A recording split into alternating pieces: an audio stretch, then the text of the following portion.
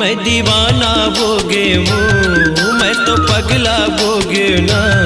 मैं दीवाना हो गए तो मैं तो पगला हो गए तोर पाछू मार के ताना रेंगे दीवानी गाए गाना जी।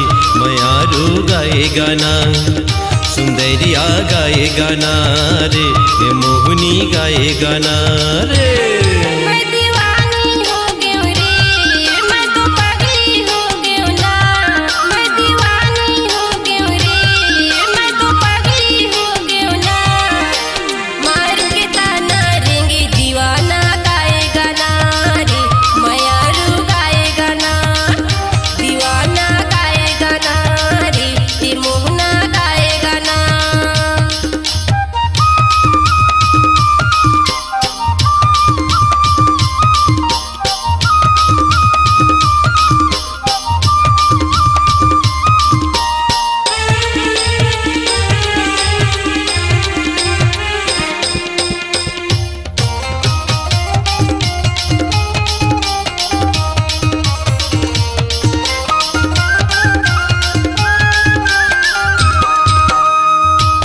लाया गोरे करगी रोडिटेशन मावो, तो लाया गोरे करगी रोडिटेशन मावो।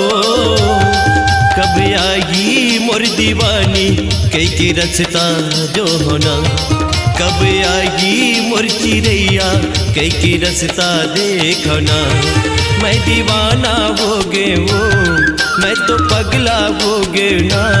मैं दीवाना हो गए तो मैं तो पगला हो गए तोर पाछू मार के ताना रेंगे दीवानी गाए गाना जी। सुंदरिया गाए गाना, दीवाना गाए गाना रे, ये मोहना गाए गाना।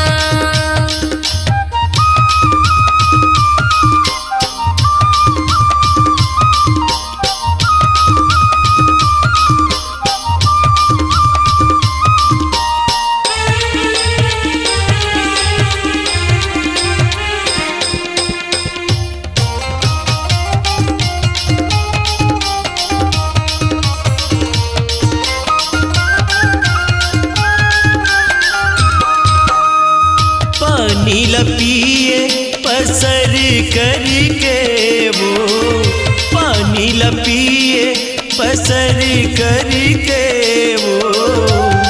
तो लकुआ मेरी देखे नजरे भर के, तो लकुआ मेरी देखे नजरे भर के।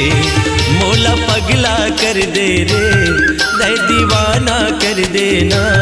मोला पगला कर दे वो, ये दीवाना बना देना। मार के ताना रेंगे दीवानी गाए गाना जी। सुंदरिया गाए गाना, मोहनी गाए गाना रे, जमरिया गाए गाना रे।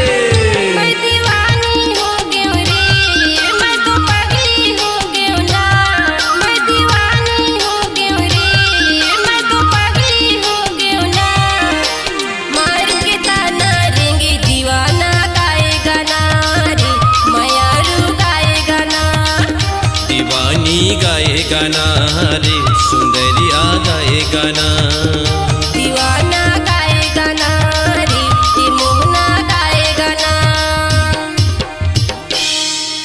अपनी आवाज को दीजिए एक नया मुकाम। डिजिटल रिकॉर्डिंग की दुनिया का जाना पहचाना नाम स्वरांजलि, जहां गूंजती हैं ध्वनियां अपनी माटी की सौंधी सुगंध के साथ। छत्तीसगढ़ी संगीत के विविध रंग जो पहुंचाते हैं पूरे प्रदेश में डिजिटल रिकॉर्डिंग के संग। स्वरांजलि स्टूडियो, नेमी चंद गली नंबर 2, गंजपारा, रायपुर।